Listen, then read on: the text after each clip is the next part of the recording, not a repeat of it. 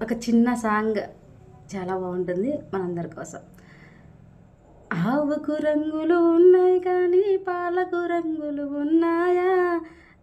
ఆవు వంటిదే నీ ఆత్మ, పాల వంటిదే పరమాత్మ.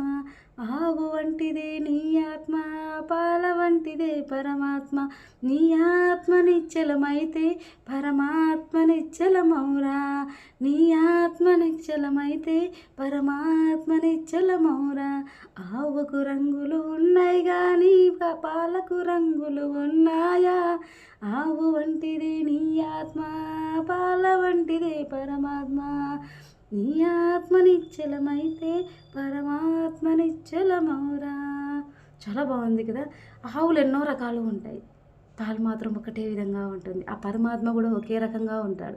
ఆత్మలు ఎన్నో ఆవుల్లాగా అన్నమాట, ఒక్కొక్కరు ఉంటారు. తెలుసుకుందాం సత్యం, అందరం కూడా పరమాత్మలు అవుదాం. Thank you.